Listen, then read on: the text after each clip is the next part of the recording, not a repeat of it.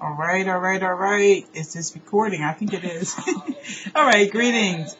This is a response to or a follow-up, a building on something that Brother Mustafa Ansari shared in iPad Africa. And what he said is that, quote, I am an African American who went to school with these devils, and I know what they are up to is the same thing they have always been up to, exploiting Africa and Africans for their resources.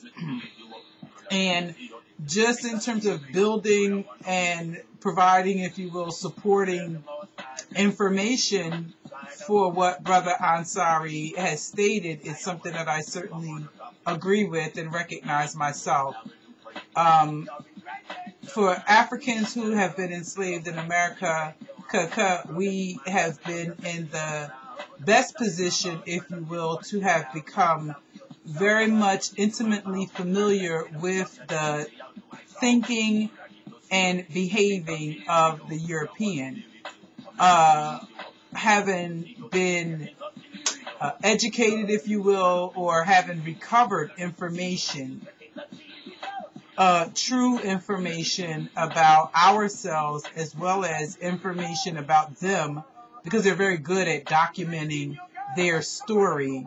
And of course, their story is certainly fraught with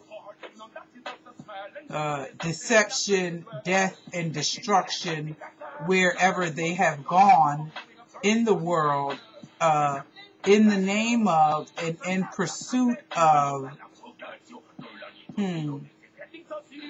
freedom, their freedom to destroy all things natural and of nature.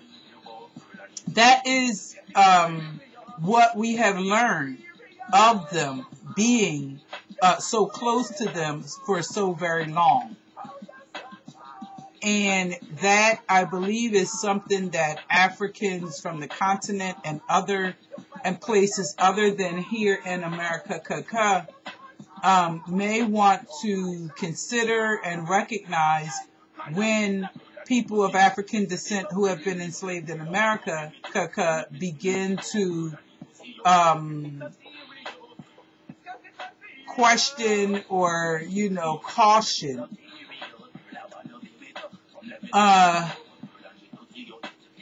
interactions with the European.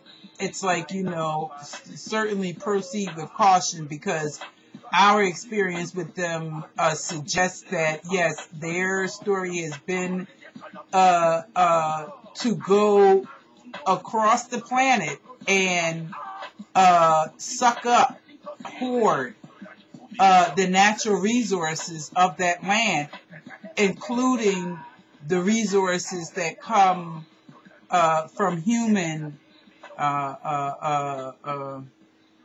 labor, skill, knowledge, creativity, and creative energies. They will suck that up and use it for themselves and, discard you. That is their pattern. That is their behavior. They show it to us in films all the time when you listen to learn. And it's just so very interesting for me to hear and see Africans, specifically from the continent, who are working to get over here, and we are saying, no, go back, go back, go back. It's a trap.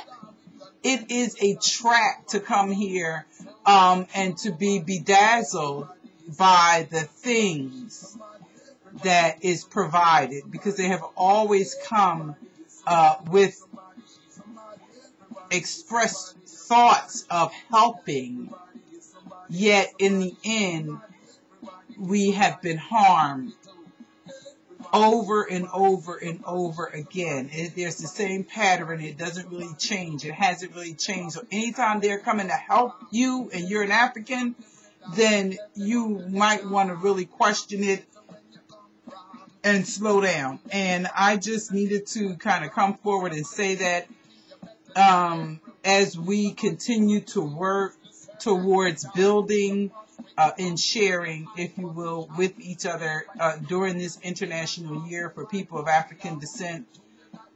It is our time and our mandate, if you will, to reconnect that which has been disconnected. And what has been disconnected primarily that I focus on is certainly our spirit, the spirit of African people, reconnecting that and putting it back together. You know, like Humpty Dumpty we were, that got knocked off the wall and shattered into pieces, and we are in the process of repairing the damage done.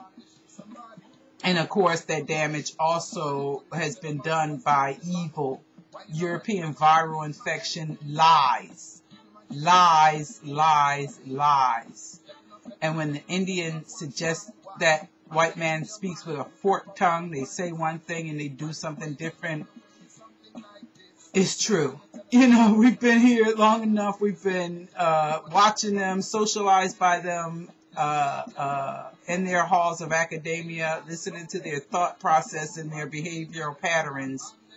And so this is just in support of that, and I thank you for listening. It also gives me an opportunity to sort of come forward and share more of myself with you in a fashion and form and format that is most comfortable for me. And so I appreciate your taking the time to listen to me share. Peace.